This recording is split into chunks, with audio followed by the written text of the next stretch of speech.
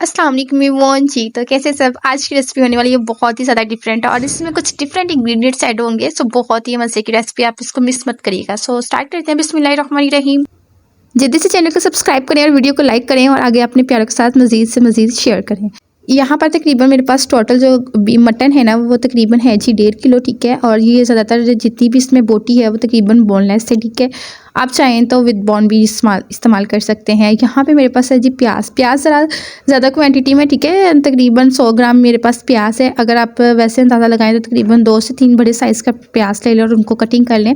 लेकिन कटिंग आपने बारीक नहीं करना है, ठीक है। आप नॉर्मल भी कटिंग कर सकते हैं, मोटा मोटा भी रख के कटिंग कर सकते हैं। और उसके बाद मेरे पास है जी जिंजर गार्लिक पेस्ट, अदरक लहसुन का पेस्ट है और तकरीबन ये मेरे पास 2 चम्मच है, ठीक है। क्वांटिटी ऑल मैंने नीचे मेंशन की हुई है। अगर आपको मेजरमेंट का हल्का फुल्का से थोड़ा सा भी डाउट होना तो नीचे आप ज़रूर नीचे मेंशन किए हुए हैं, आप ज़रूर देख लीजिएगा। Thank you.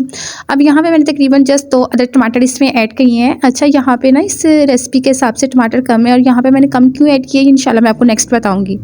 उसके बाद यहाँ पे मेरे पास है जी दालचीनी, ठीक है। दालचीनी के 2 से 3 टुकड़े हैं और 4 से 5 अदर मेरे पास लौंग है, वो आप इसमें ऐड करेंगे। इससे बहुत ही अच्छा टेस्ट आता है। सो जब भी इस तरह की रेसिपीज़ बनाए ना तो इसमें हल्का फुल्का सा खड़ा मसाला ज़रूर ऐड किया करें ताकि अच्छा सा टेस्ट आ जाए। और उसके बाद आपने इसमें पानी ऐड करना है। आपने अपने मटन के हिसाब से इसमें ऐड करना है। वैसे तो इसके लिए तकरीबन 1 गिलास बहुत है, ठीक है। नॉर्मल जो स्टील का ग्लास होता है उसकी मेजरमेंट आप रख लें, बहुत है। अगर आपने इसमें कोई और चीज़ भी एक्स्ट्रा डालनी हो ना तो आप थोड़ा सा ज़्यादा इसमें पानी ऐड करिएगा। और यहाँ पे मैं आपको बताऊँगी कि मैंने पानी ज़्यादा क्यों ऐड किया है। यहाँ पे तकरीबन ऑलमोस्ट हमारा काम डन है। अब हमने इसको चूल्हे पे चढ़ा दिया है और तकरीबन मैंने 20 मिनट के लिए प्रेशर लगाया था। उसके बाद हमने बंद कर दिया था। इसमें हल्का सा पानी मौजूद था। फिर हमने एक अदद कढ़ाई ली है, उसमें मैंने तमाम का तमाम जितना भी हमारा मटन था वो मैंने इसमें ऐड कर दिया है। अब यहाँ पे क्या आती है मेन बात, कि आपने यहाँ पे सबसे पहले तो इसका पानी खुश करना है, लेकिन मैं इसमें मटर भी ऐड करूँगी। अब ये जो हल्का सा पानी मैंने इसमें रखा है ना, इसके साथ मटर भी अच्छे से गल जाएंगे। सो बाद में हमें इसके लिए बहुत ज़्यादा टाइम एक्स्ट्रा नहीं लगाना पड़ेगा। ये बेस्ट है कि आप हल्का सा पानी रख लें और उसमें बाद में आप मटर वगैरह कोई भी एक्स्ट्रा सब्ज़ी ऐड करना चाहते हैं ना तो वो ऐड कर दें। जब तक पानी खुश्क होगा साथ आपके मटर भी अच्छे से गल जाएंगे। अब साथ ही मटर गलना स्टार्ट हो जाएंगे और साथ में हम स्पाइसेस ऐड कर देंगे। अब स्पाइसी यहाँ पे कुछ डिफरेंट है, आप जरूर नोट करिएगा और ये भी आप अपनी हंडिया में जरूर शामिल करिएगा। एज यूजुअल जैसे हम नमक ऐड करते हैं, मैंने नमक ऐड किया है, लेकिन नमक यहाँ पे मैंने 1 स्पून ऐड किया है, नॉट 1 टीस्पून, ओके। उसके बाद मैंने इसमें हल्दी पाउडर ऐड किया है। देन मैंने लेकिन इसमें एक स्पेशल मसाला है। जितनी भी मैंने चीज़ें ऐड की हैं उनकी नीचे क्वांटिटी मौजूद है, लेकिन इसमें एक स्पेशल मसाला ऐड होगा, वो है जी राई दाना। चेक इट आउट, ये है जी राई दाना और इसका जायका इतना अच्छा है ना। और अगर हल्का फुल्का आप इस हंडिया में शोरबा भी रखना चाहें, ठीक है, तो वो भी बहुत ही अच्छा टेस्ट लेके आता है। मोस्टली जब हम घर में मछली बनाते हैं ना, मछली का सालन, तो उसमें हम राई दाना ज़रूर ऐड करते हैं ताकि अच्छा सा टेस्ट आ जाए, क्योंकि वो हम ये भी थोड़ी सी इसकी ग्रेवी रखेंगे और हल्का सा शोरबा रखेंगे, तो इस हिसाब से आपने इसमें राई धनिया ऐड करना है। देन मैंने सूखा धनिया क्रश करके इसमें ऐड किया था और फिर मैंने इसमें जीरा भी ऐड किया था। ये जो मसाले हैं ना, ये इस हंडिया को चार चांद लगा देते हैं। सो जब भी आप मटन, बीफ वगैरह, चिकन वगैरह कुछ इस तरह के आइटम्स बनाए ना,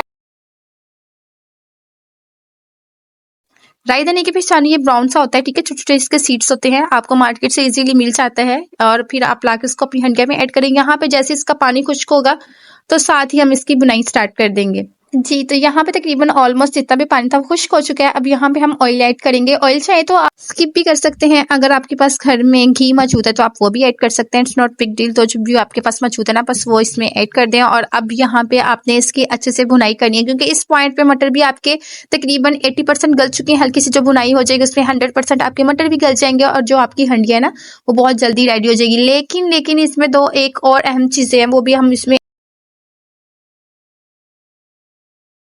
जी। तो तकरीबन अब यहाँ पे तकरीबन अच्छे से इसकी बुनाई हो चुकी है, घी छोड़ना स्टार्ट हो गया। तो अब इसमें हम हरी मिर्ची ऐड करेंगे। और यहाँ पे मैं आपको बताऊंगी हमने टमाटर क्यों कम ऐड किए थे। टमाटर की जगह अब हम यहाँ पे तकरीबन 1 से 2 चम्मच दही के ऐड करेंगे। फेंट के दही हम ऐड करेंगे, ठीक है। और दही आपका यहाँ पे इस पॉइंट पे ज़्यादा खट्टा नहीं होना चाहिए, ठीक है। अब बेस्ट है अगर आपके पास फ्रेश, यहाँ पे हम अब इसमें दही ऐड कर देंगे। फ्रेश दही मैंने इसमें ऐड किया है। अब यहाँ पे फिर से हम तकरीबन 1 से जस्ट 2 मिनट के लिए इसकी बुनाई करेंगे। और फिर जी आपने इसमें हस्ब ज़रूरत अपने जायके के मुताबिक, अपने टेस्ट के मुताबिक इसमें पानी ऐड कर देना है और उतना पकाना है जितना आप इसमें रखना चाहें।